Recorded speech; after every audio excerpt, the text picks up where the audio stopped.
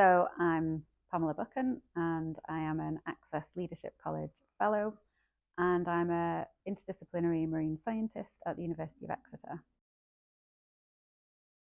My research is kind of right across the relationship that people have with the sea, which is everything from the kinds of emotions that they have when they engage with the sea, the kinds of experiences they have, the way it fits into their sense of identity, and all the way through to the kinds of actions that they take through marine citizenship and into marine governance. So the structures around how we manage the sea and make decisions about the sea. I've most recently been doing some work with the Crown Estate, some contract research, which is looking at all the different marine industries that are relevant to UK waters, what kind of evidence and research we have around social impacts. So what kinds of academic research are being done about marine industries, but also what kinds of practices in terms of the industries themselves, what they're doing to think about people, particularly coastal communities.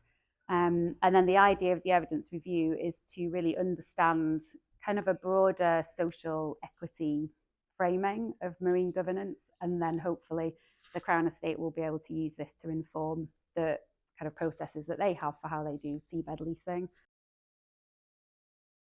So as well as being a researcher, I'm involved, I guess, in practice in marine governance. So a number of different things. One thing is that I'm currently the vice chair of Devon and Severn Inshore Fisheries and Conservation Authority. So there are 10 IFCAs around England, and they're the decision makers for kind of marine, for fishing, inshore fishing up to 6 nautical miles. So we can pass bylaws and make decisions about what kinds of fishing activity can take place where. So I'm involved in that.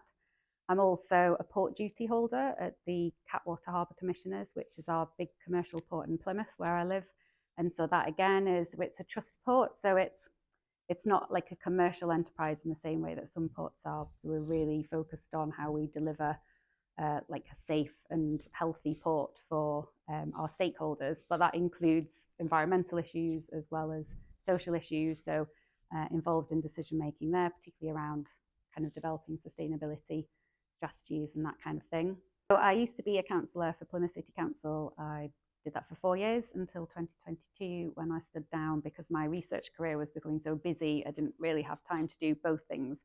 But being a councillor was really informative to the work that I do around marine governance. So I represented a coastal ward on the banks of the River Tamar, and I was involved in lots of other decision making. So things like the Southwest Regional Flood and Coast Committee, they managed kind of a big pot of money about coastal defence and habitats and all kinds of things to do with flooding.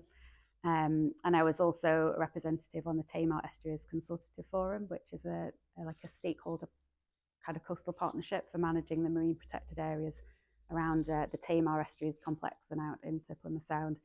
And I'm also quite involved, not as a councillor, but since then with the Plymouth Sound National Marine Park. So I did some work over the past year, kind of knowledge exchange, sharing my findings about marine citizenship and how to encourage it, things around values and identities and place relationships. And that's been embedded into the work that's developing for the National Marine Park.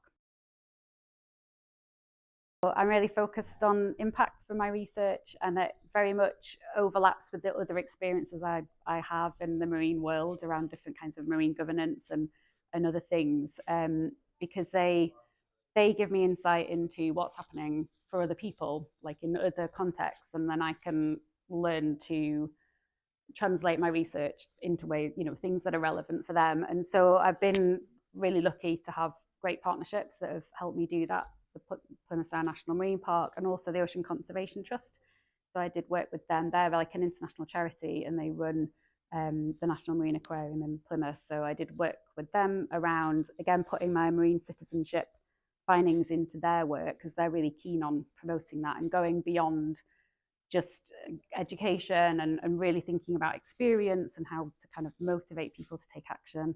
And then I guess a really big piece of impactful, an ongoing project that I do is the Motion for the Ocean. So this is the local government ocean recovery declaration, but it really was born out of both my marine citizenship PhD research and being a councillor at the same time. And we were doing things like the climate emergency declaration, and I was kind of, where is the sea in all of this? We have no solution to climate if we don't think about the sea. So that was brought together into this concept of a declaration that was focused on the ocean, and it is more than environmental.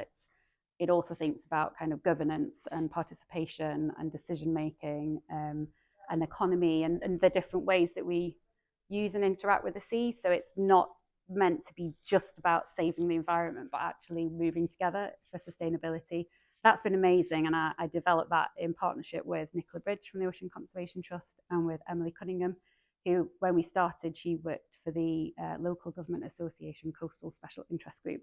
So she's now left there, but the Coastal SIG is still very supportive. So we have kind of support in kind from the Ocean Conservation Trust and the Coastal SIG, and all these people now who are coming together. So it's been passed by 27 councils, nearly 4 million people represented by the councils that have passed it. So we're quite excited about that. And we just presented it at the UN Ocean Decade Conference in Barcelona this month, April.